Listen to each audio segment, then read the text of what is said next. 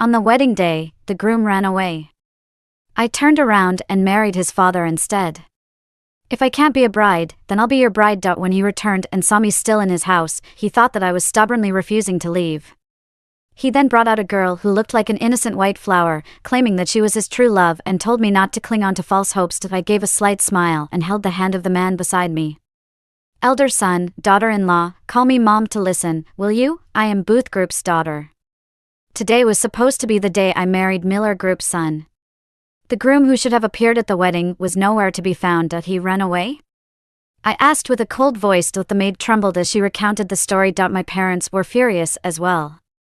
For this wedding, the Booths and the Millers had been preparing for months. Many wealthy families in LA had received invitations, and the media was eagerly covering the event. During this period, if Peter had any objections to the wedding, he could have brought them up at any time. But for him to run away at the wedding, it was like publicly slapping the face of the Ming family. After comforting me, my parents hurriedly left to discuss a strategy. While I was pondering how to proceed with the engagement banquet in a corner, there was a commotion at the door. I subconsciously looked up and saw a man in a black suit with a handsome face. It was Jack, the current head of the Millers and Peter's nominal father, a man in his mid-30s who looked like he was in his early 20s. Jack rarely appeared at large gatherings. Even to me, his face was a rare sight. As everyone in the banquet rushed to him, I saw a crazy idea pop into my head. Watching Jack politely refuse everyone and stride towards me. Jack, I showed a polite smile, but with a hint of grievance. Christina, I'm sorry for the trouble. I have sent someone to catch him. Once caught, you can decide what to do. I will explain to everyone that the wedding is delayed, and all losses will be borne by the Millers. Jack spoke in his deep and melodious voice. It was indeed a perfect solution, but I had a better choice now. Jack, I have been engaged to the Millers since childhood, but the groom doesn't necessarily have to be Peter, I said without hesitation. What? The sudden change caught Jack off guard. After realizing it, his gaze turned profound. And who do you choose? I gave a sweet smile, then reached out my hand towards Jack without hesitation. Would you like to be my groom? Although Jack was Peter's nominal father, he was not his biological father. There were rumors that Jack was not capable and still unmarried. At the age of 25, he adopted a child, Peter. His incapability didn't bother me. With advancements in medicine nowadays, I believe any issues could be resolved. If not, being childless doesn't seem so bad. Jack looked at the girl with a bright smile and raised an eyebrow. Are you sure? Of course, I replied. Without hesitation, I held Jack's hand tightly. Compared to Peter, Jack was more than twice as handsome. Even if it didn't work out. Seeing his handsome face every day would be better than being cuckolded by Peter, the jerk. Jack gazed at the girl with a radiant smile. All right. They held hands firmly, and my heart trembled. The spotlight shifted at the wedding, with no need to change clothes. The snow-white and elegant wedding dress matched Jack's custom-made black suit perfectly, as if they were always meant to be the bride and groom. All the guests at the wedding were quite discerning. Peter's runaway was sudden and known to everyone present. The journalists were eager to capture the drama between the two powerful families. When they saw me escorting Jack onto the stage, many were surprised. They admired the direct replacement of the groom, considering it a bold move. The MC introduced the groom and bride professionally. Please exchange rings. Jack handed me the ring, and I reciprocated by giving him his ring. As I realized the ring was Peter's size, there was no time to make another. But it would suffice. After exchanging rings, came the groom's kiss to the bride. I couldn't help feeling nervous. Jack's public image was reserved, seldom attending events and never with a female companion. Would he be willing? As I pondered the impulsive decision I made, I felt a soft touch on my lips. Opening my eyes in disbelief, I saw Jack's flawless face. Sensing my surprise, Jack deepened the kiss by gently holding my head. I closed my eyes slowly, hearing the applause and blessings of the guests. My parents were unaware of my sudden choice, but they could only smile and accept the congratulations from others. They couldn't embarrass their daughter publicly. During the toasts, my mom grabbed my hand and led me into a room. My dad was already inside. What's going on, Christina?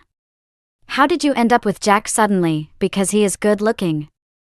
I don't even know how to explain my impulsive decision, I said with a thick skin. Good looking? My mom thought about Jack's face. Indeed, he was quite good looking.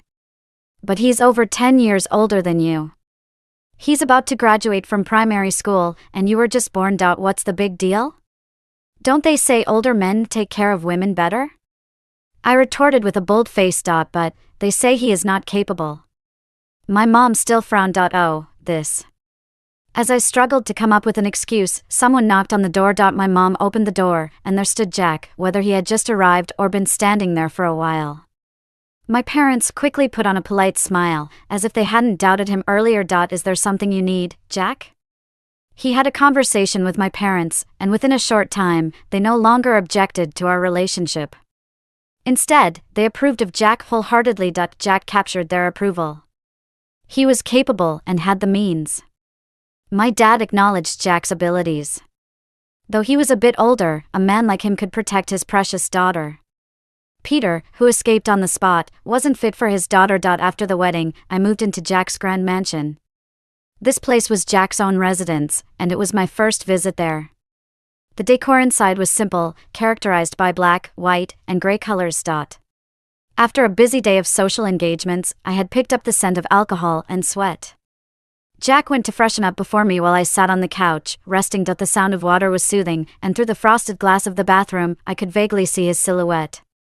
Embarrassed, I blushed and looked away. When the water stopped, I glanced back unintentionally.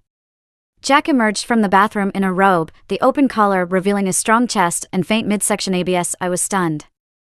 I didn't expect him to have such a great body. As he noticed my stare, Jack curved a faint smile. "Christina, go take a bath." His deep, magnetic voice resonated. Realizing I had been staring at him, I shyly entered the bathroom, feeling his gaze burn into me. In a moment of forgetfulness, I realized I hadn't brought my clothes in. I had no choice but to gingerly crack open the bathroom door and peek out. "Jack, I forgot my clothes. Could you pass them to me?" "They are in that bag on the couch," I requested. After a while, there was no reply from outside. Confused, I wondered if Jack had left. Just as I was about to inquire again, I heard a hoarse response. "Sure." His voice carried a husky tone. Soon, there were footsteps and rustling of the bag from outside. In no time, Jack stood by the bathroom, handing me the clothes. "Thank you," I said as I opened the door slightly and reached for the clothes. Closing the bathroom door, I inadvertently locked eyes with Jack, feeling his intense gaze. Seeing my intimate lingerie in my hand, my face turned crimson. I had asked him to pass the bag as a whole. After lingering in the bathroom for a while, I eventually had to step out. Summoning my courage, I pushed open the door and walked out. Jack was already in his pajamas, sitting on the bed, flipping through documents. When he saw me, he closed the file. When I saw that Jack's face showed no signs of joking, I breathed a sigh of relief. It just so happened that I had some serious matters to discuss with him. "How do you plan to handle the situation with Peter?" Seemingly anticipating my question, Jack handed me the information he had just looked over. "Take a look." I walked over and took the documents. Inside was the story of Peter's acquaintance with a girl, reminiscent of a romantic novel with a wealthy young man and an ordinary girl. Next to the girl's story, there was a sweet picture attached of her, looking like a pure white flower. These two had been through a series of tumultuous and romantic episodes without my knowledge, back and forth, until last night when the girl found out Peter was getting married. She tearfully called him. Heartbroken and filled with regret, Peter abandoned his soon-to-be wife and eloped with his girl late into the night. Well, if I wasn't that soon-to-be wife, I would have wished them well. But, unfortunately, I am that unlucky soon-to-be wife. Damn it, where were these two when they should have established their boundaries? According to the timestamps on the information, their tumultuous relationship had been going on for 2 months. Longer than the time spent planning the wedding. If Peter had just hinted at any of this, I wouldn't be this angry. Peter has now taken his young girlfriend and gone for a trip abroad. I've sent someone to bring him back. If you wish, we can forget about the wedding between us. Jack also noticed my anger and thought I was having second thoughts. But why would I regret? I lost trash and gained a treasure. This is simply my luck. We are married, I am your wife. Let's get the legal papers tomorrow. I'm very serious. Jack could see that my words were genuine, so he became serious too. You said Peter is at my disposal. Can you freeze his cards? I suddenly revealed a mischievous smile. As you wish. Good. I want you to freeze all his cards. Without funds, let's see how Peter and his sweetheart enjoy their trip abroad so comfortably. Jack could see my wicked sense of humor, and instead of stopping it, he inflamed it. From today, I will take control of all the funds under his name. Darling, what do you think? The sudden darling caught me off guard, and my face blushed unconsciously again. I think it's great. The more miserable he is, the happier I am. With the scoundrel taken care of, it was time for the next step. Let's rest then, Jack said, seeming genuinely tired, and switched off the light. The room was engulfed in darkness. I lay stiff on the bed, not daring to move. It was my first time dealing with marriage business. What should I do next? The wedding night candles. Just as I was contemplating whether to take the initiative, Jack's voice rang softly in the darkness. Sleep, I won't touch you until you agree. As I let out a breath of relief, I remembered the rumors I had heard before. With a beauty by his side, can Jack really resist? Can he really? Just can't. As soon as I closed my eyes, Jack's eyes opened again. I realized that I had accidentally spoken my inner thoughts and quickly pretended to be asleep. But in less than 2 seconds of closing my eyes, I felt another body on mine. Long fingers rested on my soft waist, warm breath tickled my ear. Why not let the lady try? It turns out, one should not provoke a man who has been abstinent for years. The consequences are one's own doing. The next morning when I woke up, the sun was already high up. The spot beside me was cold. Jack wasn't there. It makes sense. As a busy CEO. Hungry and with a growling stomach, I went downstairs to find something to eat. To my surprise, Jack was sitting at the dining table, reading a magazine. Madam is awake. Did you rest well last night? Today Jack wasn't wearing a suit. He had on a simple white shirt, the collar slightly open, revealing faint traces underneath. Thinking back to last night, I blushed again, but retorted, I rested well, honey. Upon hearing this nickname, Jack's smile became more playful. It seems Madam was satisfied with last night. Who's praising who? This old man really has a thick skin. Can't match, really can't match. I grumbled and sat down at the table. I'm hungry. Jack chuckled indulgently and brought the warm breakfast over. You might not fancy greasy food in the morning. The breakfast spread on the table was simple, a plate of buns, 2 side dishes, and a bowl of porridge. I couldn't resist due to hunger and dig into one of the buns. My eyes lit up instantly. It's delicious. It's based on your taste. As much as I wanted to deliver a teasing remark, the taste was really good. Can't disregard conscience. Seeing me eating happily, Jack was also pleased with his culinary skills. After finishing the meal, I went upstairs to change. Unprepared for the sudden decision to marry Jack, there were no women's clothes in the villa. I had brought my clothes from my parents' home. Jack frowned slightly and made a call. When he returned, I was already dressed. Let's go, Jack. Good. Today, Jack wore a white shirt paired with light denim pants, looking like a youthful college student. But, as I blushed while staring at his exposed collarbone and the red marks below, are you going out like this? Can you not? Jack was puzzled. I had to step up to fix his collar, then we linked arms and walked out. Jack chuckled softly and held my hand firmly. With our wedding photos fresh out, I was truly Jack's wife now. Leaving the single life behind, I still felt a bit uneasy. But as I looked at the beautifully matched couple in the wedding photos, such a perfect pairing. I really have good taste. Peter and his young girlfriend were off traveling abroad, with his cards frozen. They would likely be back in a few days. Jack was very thoughtful.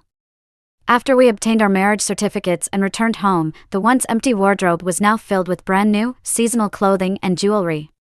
You can use these for now as it was urgent. Jack explained. Although many of the clothes were what I already had, I was very pleased with Jack's gesture and rewarded him with a kiss. As expected, Peter's cards were frozen, and he was stranded abroad. As a scion of a conglomerate, he never carried cash. Fortunately, with his girlfriend by his side, who had stopped working since being with Peter, she still had some savings. If it weren't for her, he probably wouldn't have been able to return. Peter's girlfriend, originally named Tina, comforted him gently. Don't worry, Peter. Something must have happened. Let's buy tickets back first. Thank you, Tina. Seeing Tina use her savings to buy plane tickets, Peter was deeply touched. Suspecting Christine, he realized why his cards were frozen. His cards had no limits, so the banks wouldn't have dared to freeze them without reason. It must have been Christine who said something.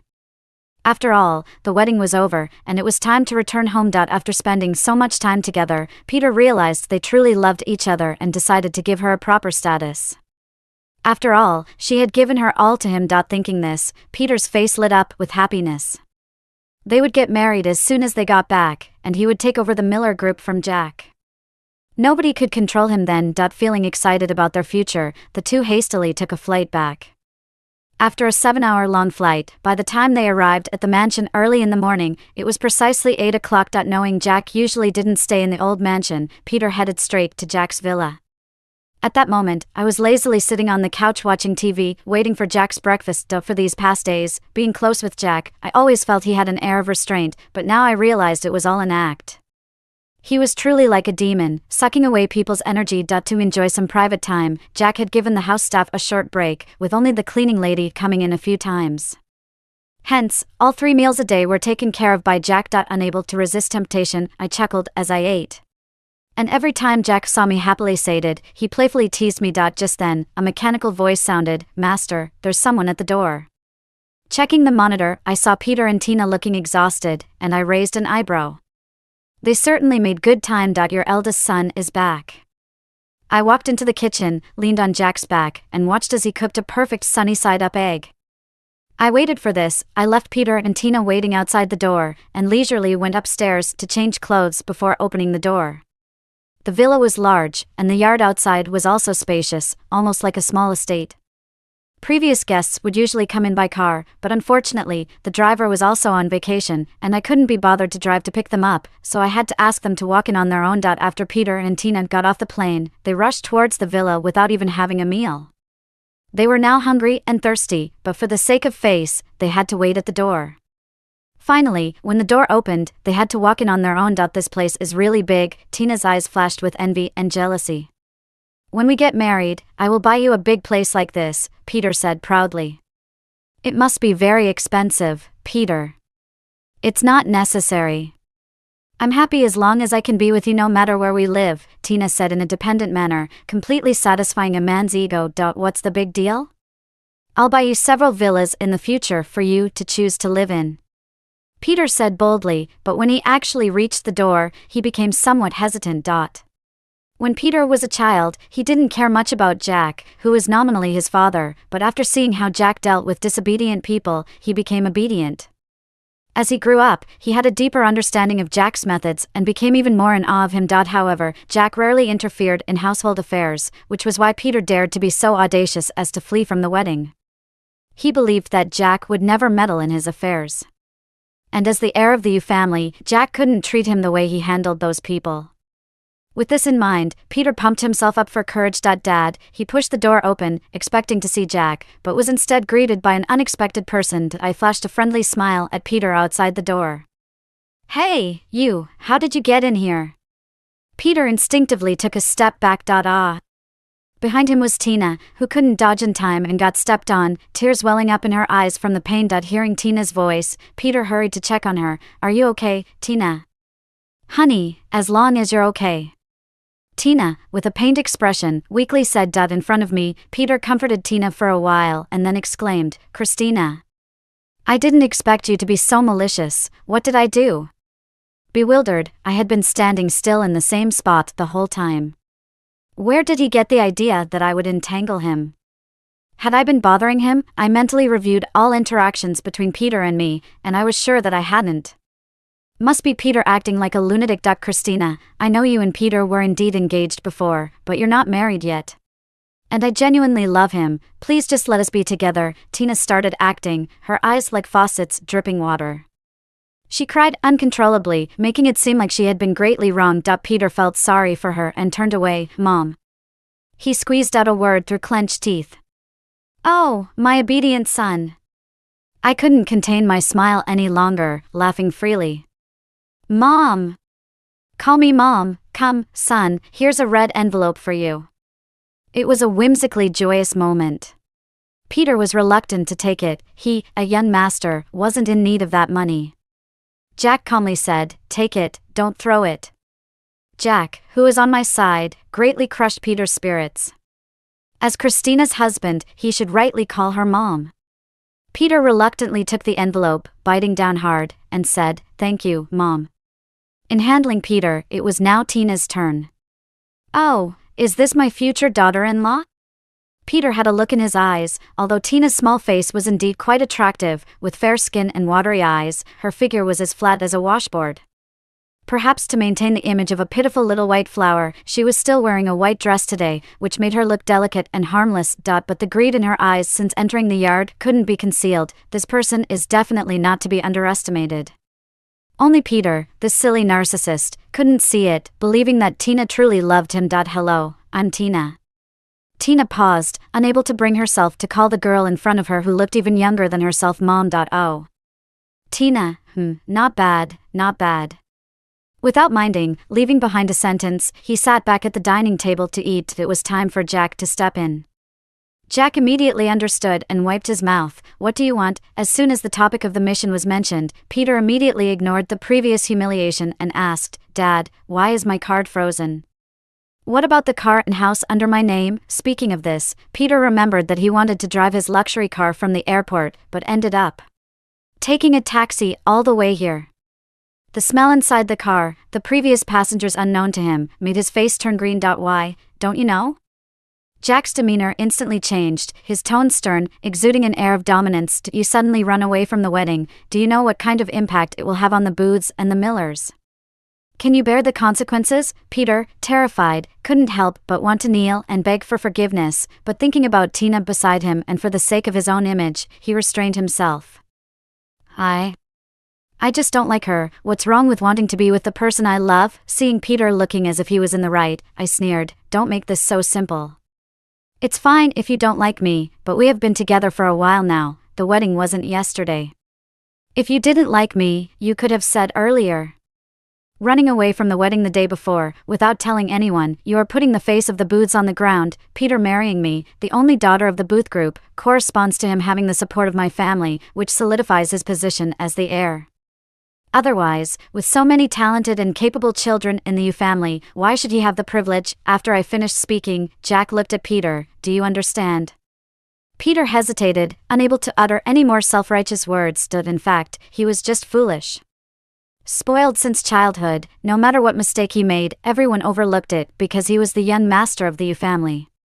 This led to him acting recklessly, doing whatever he wanted without considering the consequences. "I know I was wrong. I won't dare to do it again." "Do you still want a future?" Jack's icy gaze swept over. Peter realized, "No, there's no future. Do you want to be with her?" She naturally referred to Tina. "Yes, Dad, I love her. I can't imagine not being able to marry her in the future. I want to marry her." Peter immediately became earnest. "Uncle Jack, Peter and I truly love each other. I really love him," Tina said, her eyes shyly looking at Jack. I looked disdainful. As a woman, I naturally understood what that look in her eyes meant. This woman is not to be underestimated. But it was not my place to intervene at that moment. "All right, but if you want to be with her, you have to give up your position as the heir to the Miller Group, and everything I have given you will be taken back." "I won't support a useless person," Jack said. Regardless of Tina's background, a Miller Group heir could not marry an ordinary woman. Unless Peter has the same abilities as Jack to protect his wife. Otherwise, no. Peter, in his 20s, is still as naive as a teenager, and everything he has is given by Jack. Dad. Peter couldn't believe it. Just because he wants to marry the woman he loves, does he have to pay such a high price? "Peter, After hearing Jack's words, Tina was also taken aback. How can this be? She approached Peter in the first place, acting in front of him, just to marry into the Millers, living a life of wealth and luxury without worrying about money. If Peter really agreed, all the houses, cars, and money would be gone, then why would she marry him? It's better to let Peter stay with the Yu family. As long as she can control him, she can have as much money as she wants in the future. But before she could advise him, Peter earnestly held her hand. "Tina, don't worry, I will never let you go back to your past hardships." The next second, turning to Jack, he replied, "Okay. I promise you. From now on, I am no longer your son, the heir of the Miller Group. Can I marry Tina now?" "No." Tina's heart ached, but she could only pretend to be moved. Peter, you don't have to do this for me, you are already the young master of the Millers, with an unlimited future. Tina, you don't need to persuade me anymore, I know what this decision I made represents. If I promise to marry you, then I will definitely marry you. You can trust me, I can make you live a good life with my own hands. Despite Peter facing obstacles everywhere, Jack and I had already left for our honeymoon in Hawaii. Sunshine, beach, here I come. I had bought 2 bikinis, planning to have a good time at the beach. Jack saw the 2 barely covering half of my body on the bikini sets I held. He raised an eyebrow. Are you sure about wearing that? Yes, isn't it good? I see other people wearing it like this. I carefully chose them for a long time. Unnoticed by me, there was something off in his tone. I was very happy, gesturing with the bikinis in my hands. You should try one first.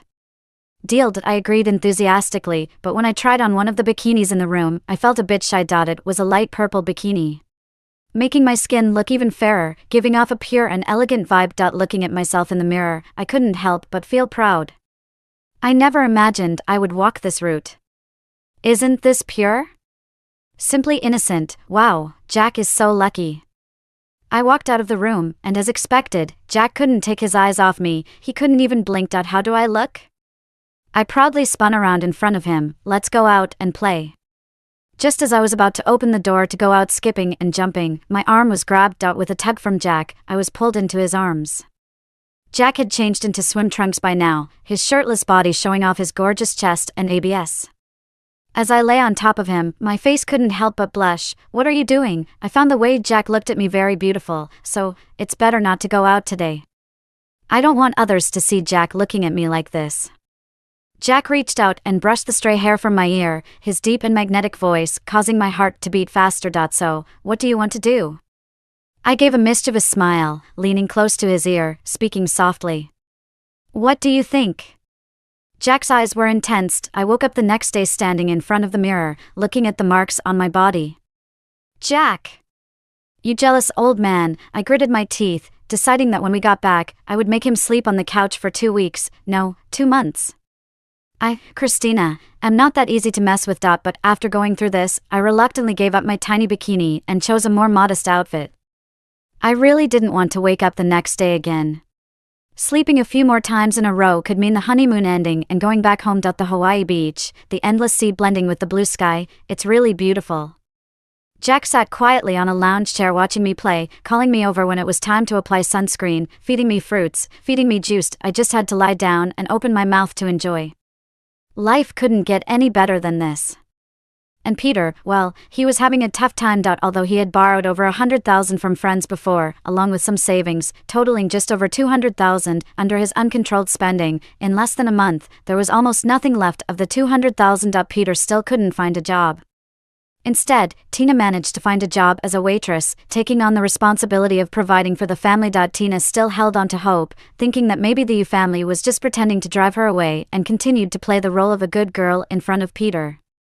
Peter was deeply moved by her actions. The remaining tens of thousands of dollars in his pocket were handed over to Tina, and upon Tina's recommendation, he got a job at a company. Being a graduate of a prestigious university, Peter had no trouble landing the job. But Peter was used to a lavish lifestyle, and once in the small business, he was just an ordinary employee, prone to being looked down upon by anyone in the company. He couldn't take it. 3 days after starting, he got into a fight with his supervisor. He lost tens of thousands of dollars and was honorably dismissed. Peter, you really need to control your temper. If you keep going like this, how will we manage in the future? After finally saving up some tens of thousands of dollars, having it all wasted in an instant was unacceptable. Tina felt very frustrated, but she had to swallow her anger, patiently soothing Peter. I know it's not your fault, but with no money and influence, we can only endure it little by little. Peter, I don't want this either, who let him boss me around? Saying I'm spineless. Peter muttered with his head lowered, like a child who had done something wrong. After these days of experience, he realized that without being the miller's young master, nobody cared about him. Only Tina still treated him as before, and he couldn't afford to lose her anymore. Peter, I know it's not your fault, but we have no money or power, we have to endure it slowly. Tina held Peter's hand to her stomach. I'm already pregnant, Peter, we have to give our child a good life. Really? Peter's eyes lit up. Yes, so Peter, you have to pull yourself together. If we can't give our child a good life, I'd rather not have this child. With her head down, Tina's voice choked up. Why don't you go beg Uncle Jack, and also your parents, for the sake of this child, they might let you come back to Tina, don't worry, I want to give him a good life, I will do my best. Peter's gaze hardened. But he still didn't agree to Tina's request to seek help from the Yu family. Peter had his own pride, and once he agreed to something with Jack, he wanted to rely on himself to have a good life rather than depend on others. A month later, after Jack and I returned from our honeymoon, I was shocked when I saw Peter. Is this the same unruly young master from before? His hair was unkempt, full of dust, his clothes wrinkled and dirty, looking like a laborer from a construction site. He was holding a box of milk and a box of pastries. What's this? Peter also knew that he didn't fit into the luxurious mansion anymore. He scratched his head awkwardly. Don't worry, I'm not here to ask for money. What do you mean? I furrowed my brows, not understanding at the moment. I just want to thank you. Peter put the milk and pastries on the ground, probably worried that his dirty clothes would soil mine. Then he bowed to me from a few steps away. I took a step back, not daring to accept the items. Thank me? Thank me for what? Thank me for joining Jack and kicking him out to enjoy life? Is Peter out of his mind? Yes, thank you. If it weren't for you and the things you said to me, I might never have experienced the happiness I have now. I may not be as wealthy as before, but being with Tina makes me happy every day. Peter's smile was genuine, he was truly happy. During this month, Peter had been through a lot. Once pampered and surrounded by everyone in the first half of his life, now he was going through a tough time. With Tina pregnant, Peter couldn't bear to let her work anymore. Seeing their money running out, he gritted his teeth and found another job. Working in a private company, he couldn't stand the arrogance of the management, and the pay as a waiter or dish cleaner was too low. He couldn't support Tina and the unborn baby.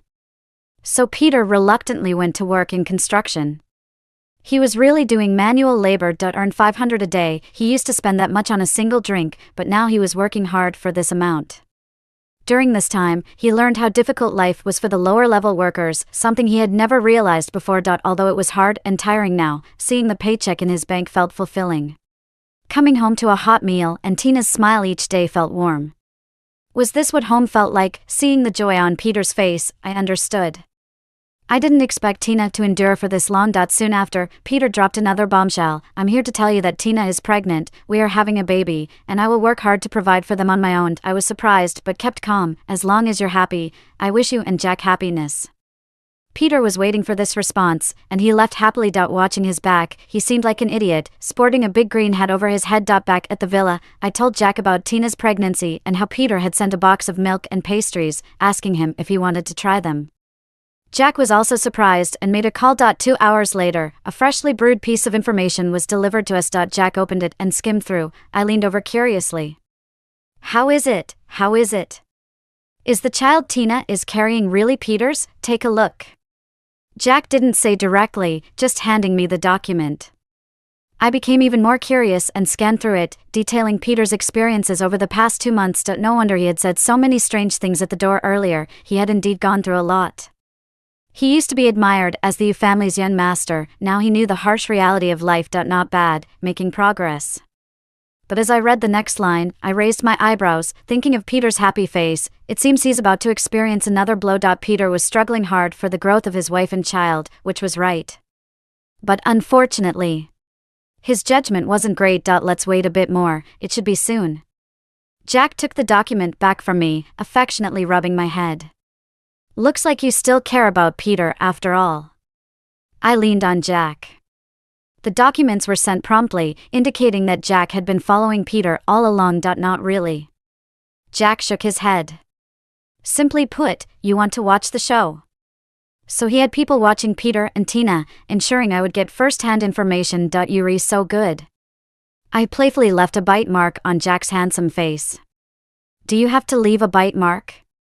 Feeling the spreading pain on his face, Jack looked at me with a mix of helplessness and adoration. Can't I?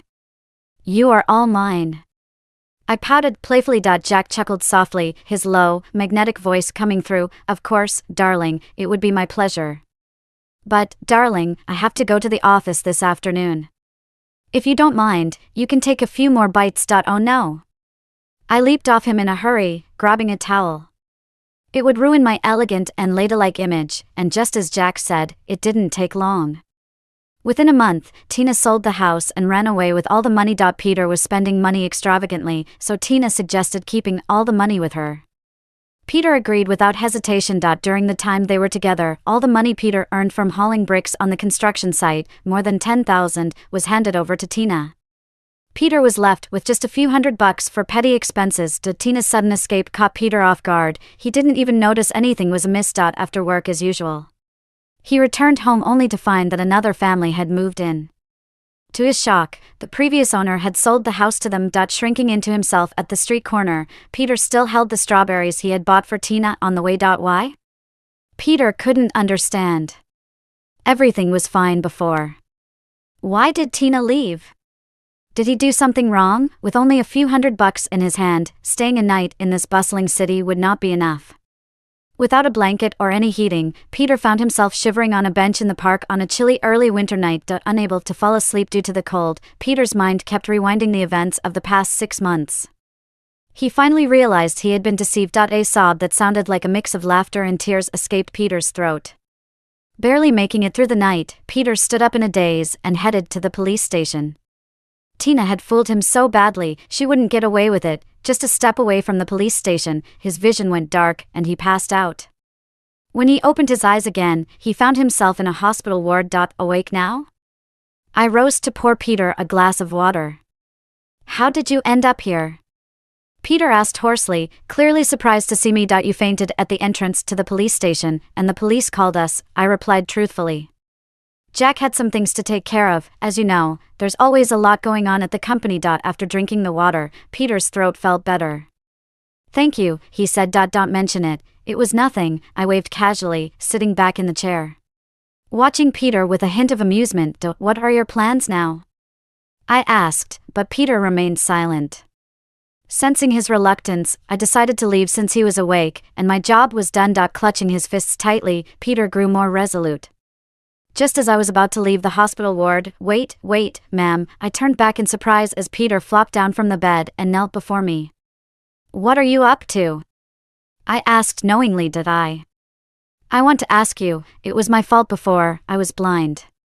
Please, have mercy, help me, Peter apologized sincerely, a rare sight from the usually proud and arrogant young man. I nodded generously.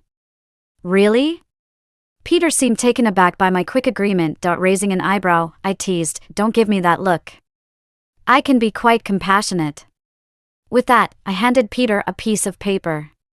Here, this is the reason your girlfriend left. Grabbing it eagerly, Peter examined it closely, not missing a single word. It turned out Tina was not as innocent as she portrayed herself. She had abortions in high school, got involved with troublemakers, and failed to focus on studies, which led to her not attending college. Forced to start working at a young age, Tina grew lazy and reluctant to work hard for a meager income. She set her sights on Peter, who frequented the hotel for meals, a pampered young man, easy to deceive. Peter had indeed fallen for Tina's schemes. If not for the unexpected intervention from me, disrupting Tina's plans, she would have succeeded. Tina's baby was not Peter's, it belonged to another troublemaker. Conceived 2 months before she got together with Peter. Her early departure was due to the urgency of the situation. Otherwise, if Peter grew suspicious, she wouldn't gain anything. It's like this. She really saw me as a fool. Tears streamed down Peter's face. He had genuinely cared for Tina. Watching Peter cry so bitterly on the floor, I shook my head in disapproval. Love truly blinds people. Peter's recovery was as swift as his despair had been the day before. Though he wept abundantly one day, the next day, he dressed in a suit and headed to the Miller Group for work, an arrangement made by Jack. However, Peter would not return to the Miller Group as the vice president this time. He started at a lower-level position. According to Jack, you can't expect to gain without effort. How will you prove your capabilities without showing results? How far you climb depends on yourself. Despite being a graduate of a prestigious university, Peter adapted well to his new position at the bottom rung. After a few months' exposure to the outside world, he visibly matured and handled tasks, big and small, efficiently. Jack, who was intolerant of imperfections, was highly pleased. After Tina left Peter, her life didn't turn out as well as anticipated. Bob, the troublemaker, had no steady job and persuaded Tina to run away with the money after Peter was kicked out. Initially, they lived harmoniously with money to spare, but trouble loomed ahead. Bob, unfaithful behind Tina's back, came home reeking of perfume. When confronted, he dismissed it as work-related.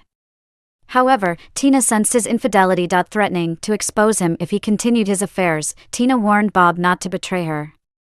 Oblivious to Bob's deception, Tina believed his sweet words. Observing the private investigator's footage on my phone, I couldn't help but chuckle. Tina had manipulated Peter but seemed oblivious to Bob's games, seeming to fall victim to infatuation or sheer ignorance. Watching the dramatic events unfold between the deceitful couple, it was only a matter of time before their relationship crumbled. 2 months later, Tina caught Bob red-handed with another woman in a hotel room. The confrontation turned violent, resulting in Tina going into premature labor after a physical scuffle. Despite the tragedy of delivering a stillborn baby prematurely, Tina could no longer conceive due to severe complications. Bob's callousness during the incident and subsequent disregard for Tina's well-being fueled her determination for vengeance.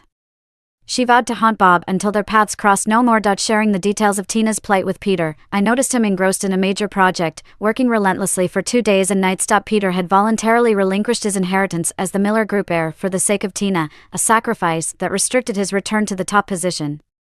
Now facing competition with other scions, Peter had to prove his worth and climbed the corporate ladder on his merits. Peter raised his head from a pile of documents and saw the name Tina written on the paper, feeling a sense of déjà vu.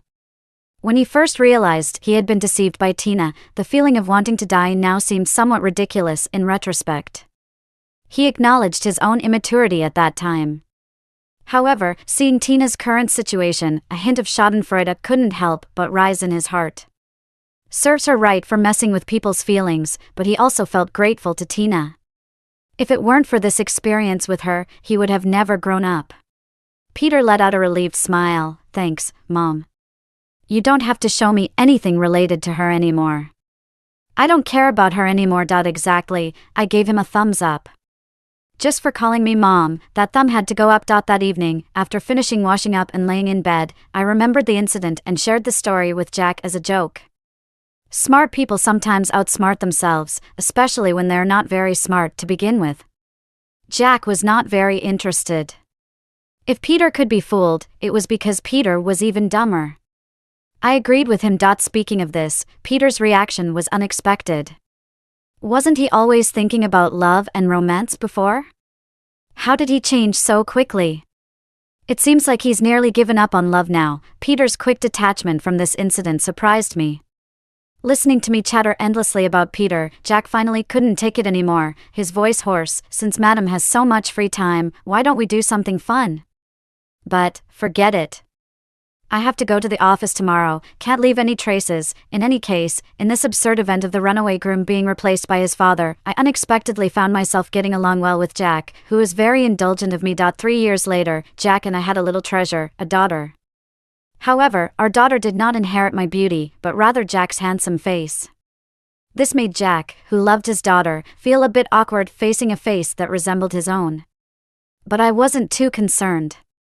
There was nothing odd about Jack's face on our daughter. Normally so reserved and cool. Jack's daughter always pouted and cooed at me for cuddles. When our daughter grew a bit older, I bought her a bunch of little dresses, all kinds of princess dresses, cute, stylish, and quirky. It's all about the face pulling off the fashion, as any outfit she wore looked so fitting on her. Our daughter also loved these beautiful clothes. Every time I bought new clothes, she would eagerly come over to let me dress her up. Jack was helpless about this, but couldn't stop my mischievous behavior. I also bought a lot of matching outfits for the family, cute dinosaur pajamas for the whole family. Watching Jack clumsily doing anything while wearing dinosaur pajamas, if his colleagues at the company saw him, they would probably laugh like crazy. Don't laugh, Jack said helplessly. In response, I burst into even more outrageous laughter. Ha ha ha. Ha ha ha ha, Christina. Jack, embarrassed, covered my mouth. I couldn't make a sound. I'm reporting you for cheating. Just as we were lost in our own world, a sweet voice of our grandmother came from the side. I want kisses too. Stepping forward, we saw our little treasure. Both Jack and I blushed. Kisses. Our daughter, not understanding, raised her small hands for a hug. Jack picked up our little treasure, and we exchanged a knowing glance, each planting a kiss on our daughter's tender little cheeks.